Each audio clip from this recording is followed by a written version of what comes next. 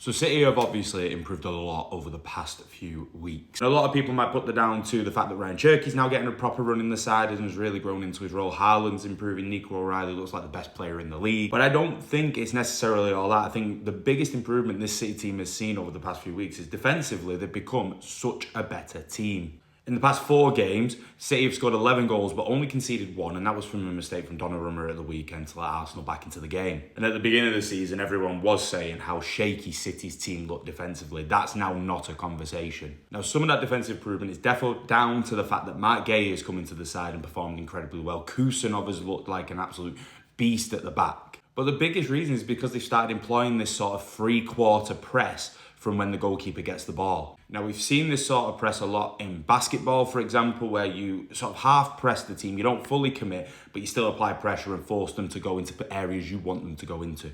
And this has been a big change from the start of the season when City used to press sort of as a full team. Biggest difference being Bernardo Silva used to be the man to lead the press. City's attackers aren't as good as the previous lot of attackers at pressing the ball and sort of haven't got those patterns right just yet. So what Pep was doing at the start of the season was saying to Bernardo Silva to become the lead press man, even though he was playing in that deeper central role. Now, the problem this caused was when the press got beat because the rest of the attackers weren't sort of cohesive with Bernardo, weren't pressing at the same level he was. When that press got beat, it meant that the 6, even Nico Gonzalez or Rodri, was alone in the midfield, isolated by himself, and counter-attack was so easy to make on him because Bernardo had to be that guy to push up and be the lead press man. Now what happens is City get their 4 attackers across the back 4, not fully pressing the goalkeeper, but almost man-marking the defenders as they're waiting for the keeper to decide what he wants to do. This then also has the effect of cutting off the passing lanes to the midfield,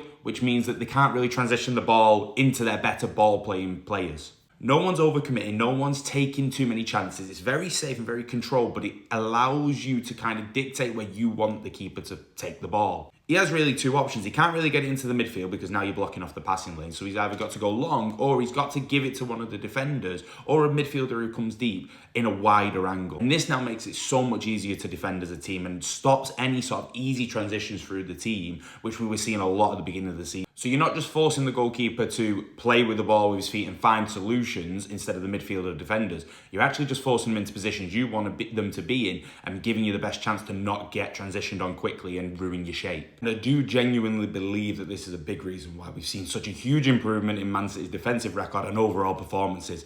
And obviously it's great to see, even after 10 years, Pep Guardiola still reinventing the wheel and still reinventing this side to win football matches.